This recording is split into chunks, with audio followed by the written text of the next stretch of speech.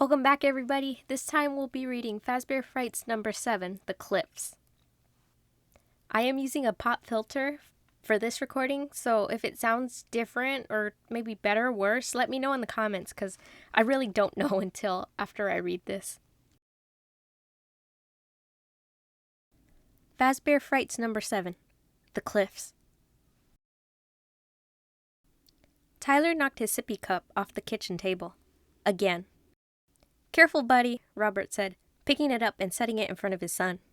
Robert tried to feel relieved that his already well-worn copy of How to Handle the Toddler Years, which he jokingly called the Owner's Manual, assured him that it was perfectly normal for toddlers to knock over cups, throw food, and demonstrate often overwhelming amount of emotional instability. But just because it was normal didn't mean it was easy. "Play phone?" Tyler said, eyeing Robert's phone on the table. Robert set a bowl of cereal and bananas in front of Tyler. "It's not time for you to play with Daddy's phone. It's time for you to eat your breakfast and get ready for daycare." Tyler, distracted by his bowl of Cheerios, sliced banana, and sippy cup of milk, began happily eating. That's another thing about 2-year-olds, Robert thought. Their emotions can turn on a dime. When Robert had last taken Tyler to the pediatrician, he had unloaded on her about Tyler's wild mood swings. The pediatrician had just laughed and said, "Welcome to parenthood." She had then promised him, as she always did, that the task of parenting would get easier as Tyler got older. But when would it get easier? When Tyler was 3? When he was old enough to start school? When he was in college? Robert knew that for him, the hardest thing about parenting was that it was something he had to do alone. He had never planned to be a single parent, but he had no choice now that Anna was gone. Robert had met Anna his junior year in college. He had never believed in the finding the one theory of romance. Surely there wasn't just one person in the whole world who was right for you. And yet his and Anna's connection was immediate. They loved the same books and movies.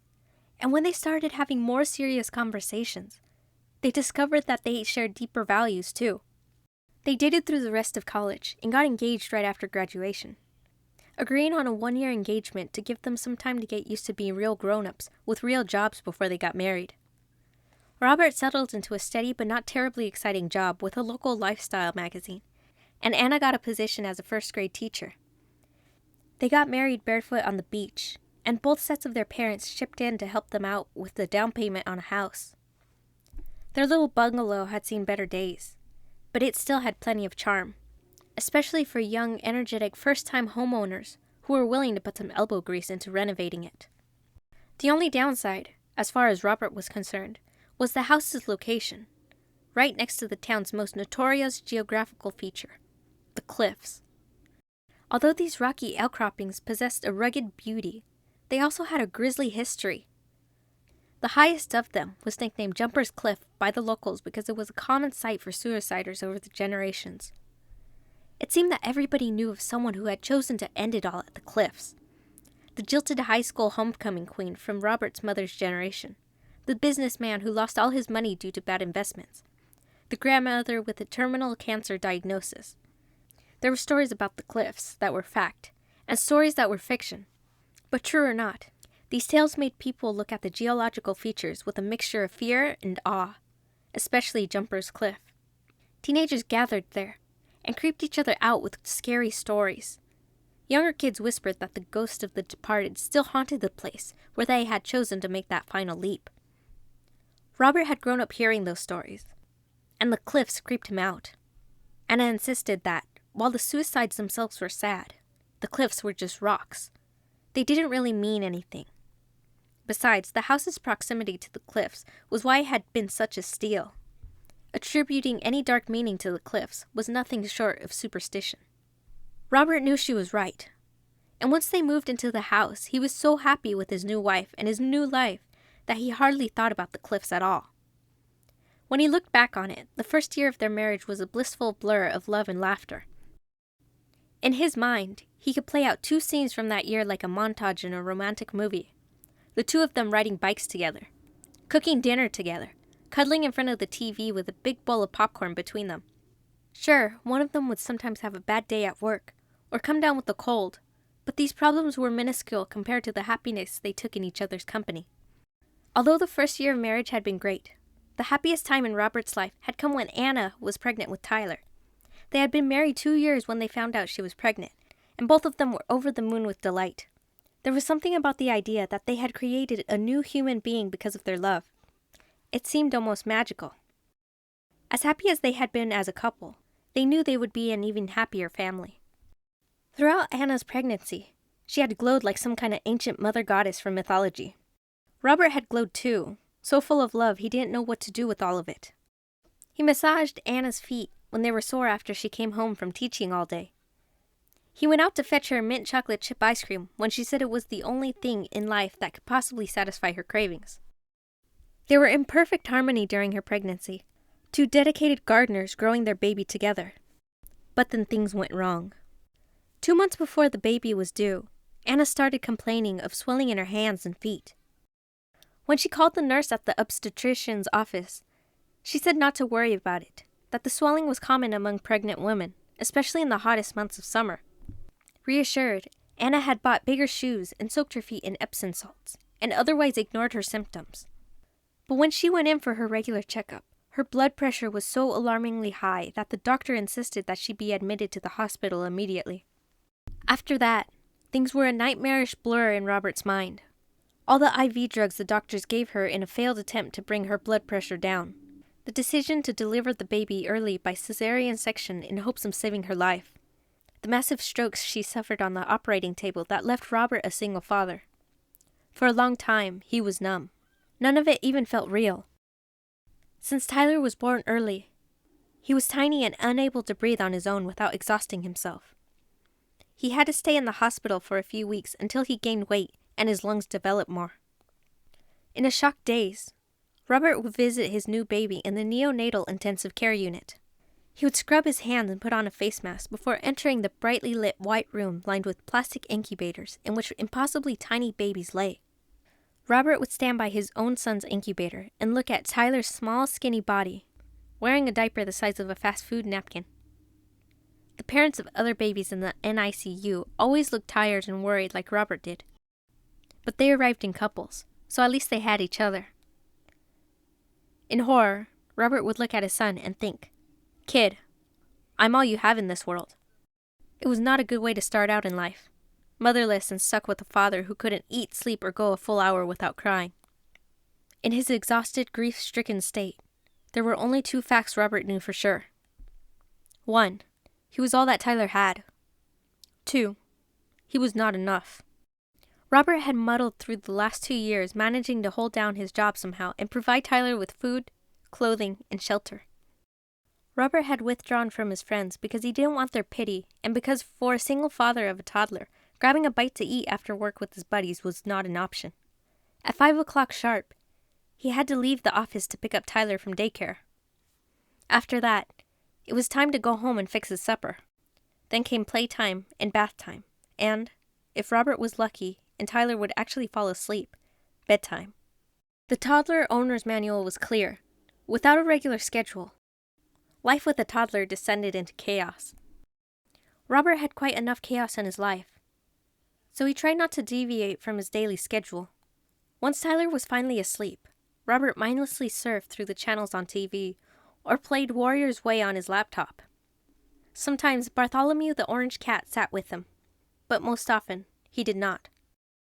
Bartholomew had been Anna's pet before she and Robert had married, and Anna used to refer to him jokingly as "my first husband" because of the way he guarded her jealously and never warmed up to Robert. Now, with Anna gone, Bartholomew would accept food or the occasional pat from Robert, but he never gave Robert the impression that he was doing anything more than tolerating him because he was a dispenser of cat food. Was Robert lonely? Yes, painfully so. But he was also too busy and exhausted to do anything about it. After Tyler's bedtime, he allowed himself 2 or 3 hours of mindless screen time, of one kind or another, until he fell into bed himself, knowing that he was going to wake up to a day that was nearly identical to the one before, with the type and duration of Tyler's mood swings being the only wild card. Right now, though, as Tyler was contently picking up Cheerios and stuffing them in his mouth, he was adorable. His hazel eyes, the same shade as Anna's, were framed by long sooty eyelashes. His curly black hair surrounding his head like a halo, and his mouth was a cherubic rosebud, also like his mom's. In fact, Tyler resembled his mother so much that it made Robert's heart hurt. Looking at his son, Robert felt overwhelmed by love, but also by fear. What if he lost Tyler like he lost Anna? Over and over, the what-ifs played on in the screen of his mind like a trailer for a movie no one would ever want to see. Even though Robert couldn't look at Tyler without thinking of Anna, he never talked to Tyler about her. Tyler was too young to understand death, and Robert wasn't doing such a great job of understanding it himself. In his heart, he knew it would probably be a good idea to start showing Tyler pictures of his mom and telling him the little stories about the kind of person she was, things she used to say and do, how excited she had been about becoming his mommy. But he could never bring himself to take out any pictures of Anna hidden in the attic. If he tried to talk about her, the words stuck in his throat, and he said nothing. Even saying her name hurt too much. Especially because when he looked at Tyler, he was staring into Anna's eyes. Like he did every weekday morning, Robert choked back his sadness along with some black coffee and drove Tyler to daycare, letting him play with his phone all the way. After he had dropped off Tyler, he went to work, only nodding at colleagues who greeted him with good morning. He didn't want to seem rude, but he didn't want to get into a conversation either. His own reactions would be too unpredictable. Once he started talking, what would he say? Would he get all emotional in front of someone he didn't even know very well? Would he break down entirely? And if he did break down, what if he wasn't able to put the pieces back together? Robert knew that no matter how bad he felt, he had to hold on to his job. It was the only way he could make any kind of life for Tyler. And so today, like every other day, he sat at his cubicle and worked without stopping, trying to empty his mind of everything but the task in front of him. He stopped at noon and took out a sandwich, eating it so mindlessly that once he finished it, he couldn't even have identified what kind of sandwich it had been. He walked to the bathroom, then to the water cooler. He was refilling his water bottle when a voice behind him said, "Hey." He jumped as though startled that he wasn't the only person in the building. He turned around to see Jess, the nice bespectacled copy editor and self-confessed grammar nerd who had been hired at the same time he was. She and he used to chat a bit before Anna died. Before he was broken. "Hey, Jess," he said, moving away to let her have a turn at the water cooler. And, he hoped, to go back to his desk without being further disturbed. He turned to walk away. "Hold up a sec," Jess said. "Me?" Robert said, even though it was clearly him she was talking to. Reluctantly, he turned around. "I was just noticing you were eating your sad little sandwich at your desk." Jess filled up one of those weird paper cones with the water from the cooler. Who had decided that those were adequate drinking vessels? She grinned at him. "Well, maybe it was a delicious sandwich, but it looks sad to me. And I was thinking, I know you can't go out after work because you've got a kiddo to fetch, but a lot of us were going out for half-price sushi on Wednesdays at lunch. Maybe you'd like to go with us sometimes." Sushi had been Robert and Anna's favorite food. They had learned to love it in college, and also learned to use chopsticks together, picking up sushi rolls, dunking them in soy sauce, and popping them in each other's mouths. While a lot of couples went out for steaks or seafood or Italian for special occasions, for them it was always sushi. How could going out for half-price sushi with a bunch of random people from work live up to those romantic sushi dinners with Anna? The answer was simple. It couldn't. It would only bring back memories to make him sadder. Still, Jess was being nice for asking him, for taking pity on him. "Yeah, maybe I'll join you sometime," Robert said, not even trying to sound convincing. "Thanks for inviting me." "Okay," Jess said, sounding surprisingly disappointed. "Robert?" "Yeah." He didn't know where this was going, but he already knew he didn't like it. Wasn't this a workplace? Shouldn't they be working? She looked down for a minute like she was collecting her thoughts. "You know," she began, "before things changed so much for you. You and I used to be friends. We used to talk. If you ever want to talk again, I'm here." Robert knew he was in danger of his emotions bubbling up to the surface, which couldn't happen. He couldn't be a basket case at work. He had to get out of this conversation and get back to his desk. "That's very kind." Jess rolled her eyes. "I'm not being kind, you goof. I like you. I've always enjoyed your company, and I'm a single parent too. Not for the same reason you are, maybe, but I bet we are still going through a lot of the same stuff. Talking about some of it might be good for our sanity. What's left of it." Robert felt himself smile a little. Against his will, he was remembering why he had liked Jess. "I'm down to crumbs myself," he said. It was a joke, but like a lot of jokes, it contained the truth. "I hear you, and who knows, maybe our kids could hang out. We could take turns watching each other's Rugrats, so maybe we can have We could take turns watching each other's Rugrats, so we can maybe have an evening out every once in a while." "Don't make any promises. You haven't met my kid yet," Robert said. Had he just made 2 jokes in a row? He's 2, right? "Yes." "Well, maybe I should give it a year or 2 before I offer my babysitting services." She smiled at him, a warm, genuine smile. "Listen, I'm giving you a free pass this week, but next Wednesday, you're going out for half-price sushi with us. No more sad little sandwiches for you." Robert gave her a little wave. "I will consider your invitation." "Thank you." He turned to go back to his cubicle. "It's not an invitation," Jess called behind him. "It's mandatory. Mandatory sushi, which would be a great name for a band, by the way."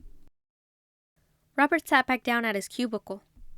He was pretty sure that his conversation with Jess was the longest conversation he had with a non-family member in months. Like someone who hasn't exercised in years and suddenly finds himself back on the treadmill. He was exhausted. No more chit-chat today. He stayed at his desk, where he worked non-stop until 5. When it was time to leave, he felt no sense of relief. He was simply moving from one series of tasks in one location to another series of tasks in another. Off went the graphic designer hat. On went the dad hat. Robert pulled into the parking lot of Tiny Tot Academy and went into the cheerful red-roofed building to fetch his son. He entered the room with the big red number 2 on the door. The walls were peppered with construction paper cutouts and unintentionally abstract crayon-scribbled drawings. Robert found Tyler's bubbly young teacher, Miss Lauren, surrounded by toddlers playing with brightly colored toys that cluttered the floor. While being outnumbered by volatile little people seemed terrifying to Robert, Miss Lauren looked perfectly at home and greeted Robert with a smile. She stood up to get closer to Robert's eye level. "He was a happy boy for most of today," she said, "though there is one thing I should tell you about." Robert braced himself for the bad news. He hoped Tyler hadn't hit some other kid, or bitten somebody. It seemed like every daycare had one kid who was a biter. Nobody wanted to be the biter's parent. Miss Lauren smiled again. "Don't worry, he didn't attack anybody or anything." Robert let himself breathe a little. Miss Lauren pushed back her curly brown hair behind her ears. "It was just that today, I asked the kids to draw pictures of their families and talk about them. Being 2, most of them just drew blobs or scribbles. But then we sat in a circle, and everybody talked about their families, and who was in their pictures. Tyler's friend Noah noticed Tyler didn't have a mom in his picture and asked him about it. Tyler got a little upset. I think mostly because someone pointed out his family was different. Robert hated to think of Tyler being singled out because of his loss. Did that kind of behavior have to start so early? Aren't these kids a little young to even notice that kind of thing? He asked. He looked around at the toddlers in the room, playing with blocks or trucks or dolls. They were babies, really. Miss Lauren smiled again. Oh, you'd be surprised that they'd notice. They don't miss much, believe me. I told Noah and the rest of the class that not all kids have a mommy and a daddy, that there are all different kinds of families, and I talked about what some of those families might look like. I said the only thing you need to make a family is people and love. So I guess you could say it turned into a teachable moment. Robert stiffened. He hated the thought of his and Tyler's broken little family being used as a teachable moment. And for what? So the other kids could feel sorry for Tyler instead of just making fun of him? He didn't want his son to be the object of ridicule, but he didn't want him to be the object of pity either. But there was no point in saying anything negative to Miss Lauren. She was so young and bright-eyed and idealistic that criticizing her would be like kicking a friendly puppy. He finally heard himself say, "Thank you for letting me know." It sounded stiffer and more formal than necessary, but at least it was polite. "You're welcome," Miss Lauren said. I just thought I should say something in case, you wanted to talk about it with Tyler at home." "Right," Robert said. He didn't want to talk about it. Not at home with his son, and definitely not here with a near stranger. "You ready to go, buddy?" He called out to Tyler from across the brightly decorated room. Tyler looked up from the plastic dump truck he was rolling back and forth and said, "Daddy!" He grinned, jumped up, and ran to Robert, his arms outstretched. "See?" Miss Lauren said. "A happy boy." Robert had a hard time taking comfort in this statement. If Tyler was a happy boy, it was only because he didn't yet understand what he was missing. Robert didn't really want to stop for groceries on the way home, but he didn't see any way around it. Robert didn't care much about eating, but he knew that, if nothing else, he had to make sure this kid's basic needs were met. Once he got Tyler safely strapped into his car seat, he said, "We need to stop at the store on the way home, buddy. We're out of milk and juice." Toddlers ran on milk and juice the way cars ran on gasoline. They had to have it, and they burned their way through it at an alarming and expensive rate. "Milk. Juice," Tyler said. "That's right. We'll buy some from the store. You can pick what kind of juice you want." "Apple," Tyler sang. For some reason, when he said the word apple, it came out with a B at the beginning. "You want apple juice?" Robert said. This was the way the toddler owner's manual said to handle kids' mispronunciations. Not to call attention to them, but to make sure you repeated the word correctly. "Yeah, apple juice," Tyler cheered. "You got it, buddy." Robert turned into the Walmart parking lot and prepared himself for the ordeal of shopping. Tyler owned one t-shirt with Freddy Fazbear on it, but Robert had never thought his son as a Freddy fanatic. He was too little, for one thing. As he pushed Tyler in the shopping cart past the toy aisles, though, Tyler pointed his index finger and yelled, "Freddy!" at the top of his tiny lungs. "What was that, buddy?" Robert asked, looking around to see what Tyler was eyeing. For a second, he thought Freddy was a kid Tyler recognized from daycare. "Freddy! Freddy!" Tyler yelled, his eyes wide with excitement. Robert followed the line of his son's pointing finger to a display of identical plush brown bears with wide smiles, thick black eyebrows, and black top hats.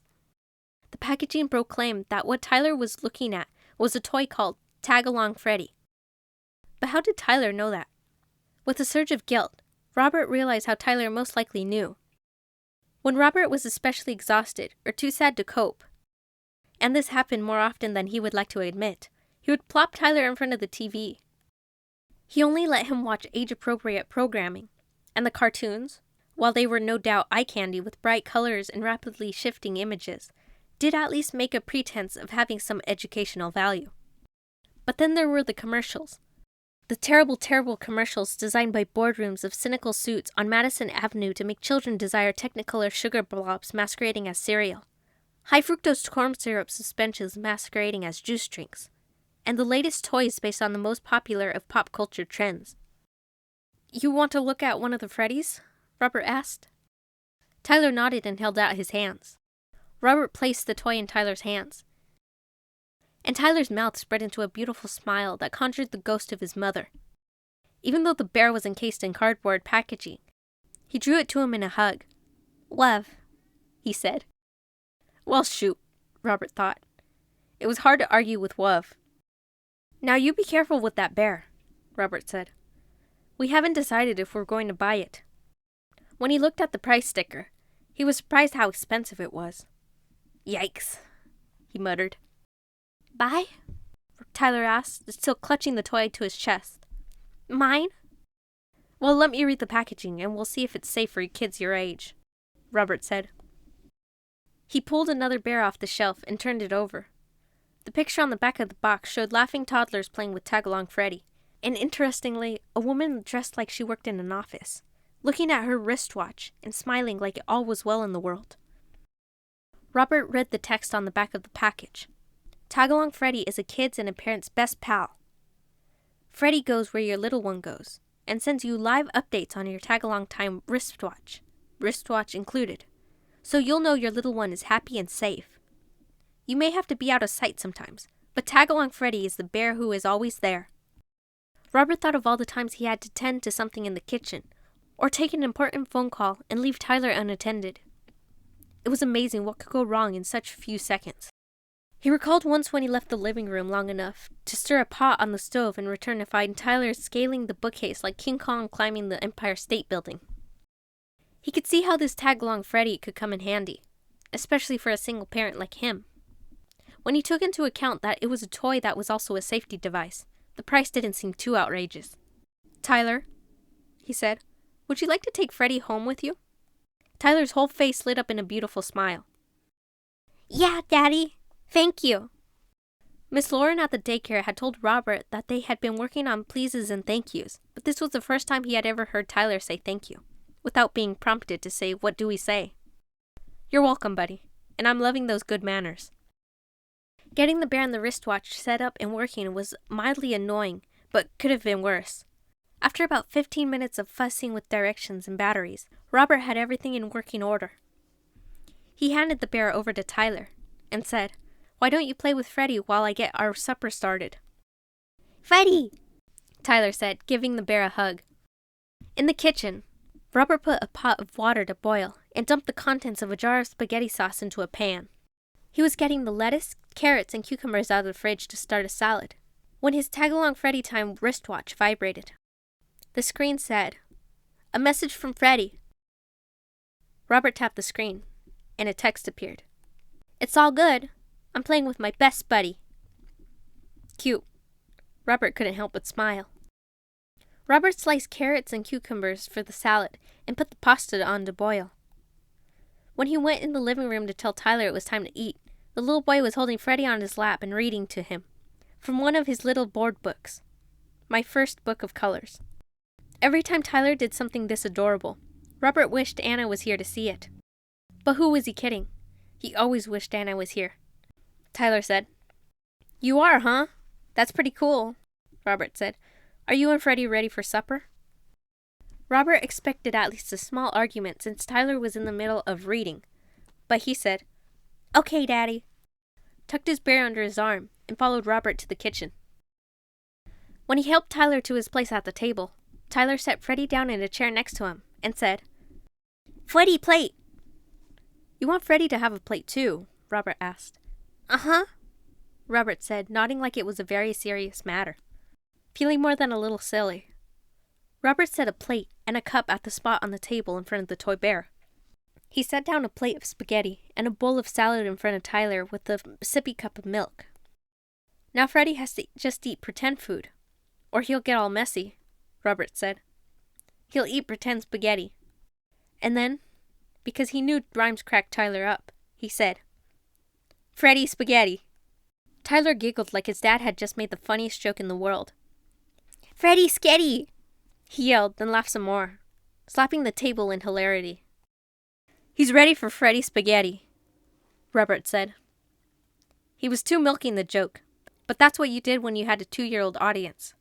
There was not much occasion for subtle wit. Robert and Tyler ate spaghetti and salad and laughed a lot. Even Robert had to admit it was a fun time. The downside of feeding a toddler spaghetti was that it made a bath necessary pronto. Tyler's face was so smeared with orange goo that when he smiled, he looked like a jack-o'-lantern. Somehow, he had even managed to get noodles in his hair. "Okay, buddy," Robert said, steeling himself in preparation for a tantrum. "We're going to have to go straight to the bathtub after this." "Freddy bath too?" Tyler asked. "Freddy can't get wet, but he can come along," Robert said. "Okay, Daddy," Tyler said, picking up his bear and walking toward the bathroom. Talking Tyler into a bath usually involved such elaborate negotiations, Robert felt he should have involved the United Nations. He couldn't believe tonight's routine was going so easy. It was funny, though. As much as Tyler usually argued about bath time, once he was in the water, he loved it. Robert threw Tyler's collection of rubber duckies and toy boats in the water, and the boy was happy to splash and play. Robert set Freddy down on Tyler's toddler step stool, so he was at a safe distance from the splash zone, but Tyler could still see him. Tyler held up each of his tub toys to show to Freddy. "Freddy, this my blue boat. Freddy, this my yellow ducky." 2-year-olds love to show off and brag about their material possessions, Robert had noticed. When Tyler talked to his grandma on the phone, most of what he said was a list of the toys he owned. It was like he was some kind of business tycoon, bragging about how many cars and houses he owned. After Tyler was clean and in his choo-choo train pajamas, Robert tucked him into bed with Tag-Along Freddy. "You want me to read a book, buddy?" Robert asked. "2 books," Tyler said. Robert pretended to be aghast at such an outrageous request. "2 books?" "'Cause I'm 2, Tyler said. Like that explained everything. "Well, I guess I can't argue with that." Robert scooted a chair next to Tyler's bed and looked over at Tyler's bookshelf. "The Silly Chicken," Tyler said. Robert pulled out the book about the silly chicken. "Do the voices," Tyler said. Robert read the books about the silly chicken, complete with silly chicken voices. Tyler giggled because the book was funny, but also, Robert suspected, because it was hilarious to hear your parent making a fool of himself. "Now the piggy one," Tyler said. Robert obeyed. By the end of the piggy story, Tyler's eyes were drooping. Seconds after Robert closed the book, Tyler wrapped his arms around his Tag-Along Freddy and went right to sleep. Robert couldn't believe how much easier the regular task of parenting had become with Tag-Along Freddy. He couldn't believe he almost didn't buy the bear because it had seemed too expensive. It would have been worth it at twice the price. Robert got a soda and a snack from the fridge and settled in to watch a dumb but fun action movie he'd missed because he never got to go to the theater anymore. He knew he could hire a sitter, but he already felt bad leaving at Tyler in daycare all day. He wanted to spend all the time he could with him. The little boy had already been deprived of his mom. As a dad, Robert already felt he wasn't adequate or enough. The least he could do was try to be present all he could. Just like in school, even if you weren't great at it, you could generally get by if you put in some effort and showed up. It wasn't a great parenting philosophy, but it was one Robert could work with. As the movie's opening credits ran, Robert felt a buzz from his Tag-Along Time wristwatch. The watch's screen read, "A message from Freddy." He tapped it. The text said, "Fast asleep." Nice. Robert let himself relax. The movie was the exact thing Anna would have hated. But Robert enjoyed the brainless entertainment of cars chasing each other and guns blazing. He knew he would have enjoyed the movie more if Anna had been beside him, making snarky comments about the improbability of situations and the cheesiness of the acting. She had always been very tolerant of him being equally snarky when they had watched the romantic comedies she liked. Even with his ever-present loneliness, it was still one of the most relaxing nights he had in a long time. He knew he had Tag-Along Freddy to thank for his easy evening.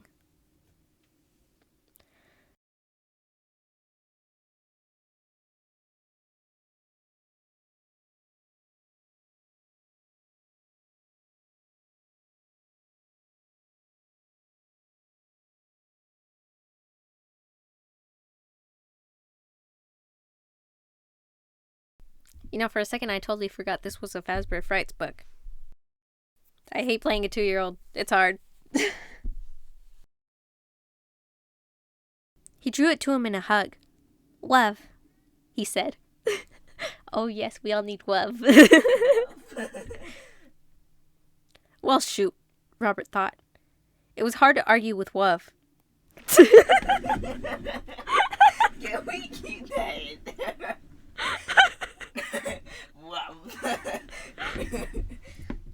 It actually says that, though.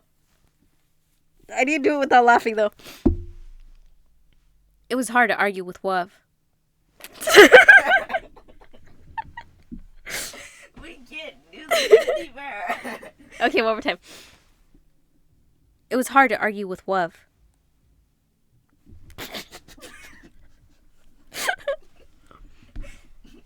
Love. Tyler's whole face lit up in a beautiful smile. Oh God, I gotta say this? Yeah. How do I sound like a 2-year-old? Yeah, Daddy. Thank you. Did that sound too hard? Yeah, Daddy. Thank you. That one sounded better? Okay. He's ready for Freddy Spaghetti, Robert said. Okay, one more time. I can say this without laughing. He's ready for Freddy spaghetti, Robert said. You're not thinking. Okay, I want to say it one more time. You better not laugh, I swear. You got it? You good? Okay. Oh my gosh. He's ready for Freddy spaghetti. Oh god, here comes the 2-year-old voice again. Okay, I can't do it. Okay, Daddy. Wait, no, higher pitch. Okay, Daddy. Like that or not? Higher pitch. Okay, Daddy. Okay, Daddy. Okay, Daddy. I can't do it.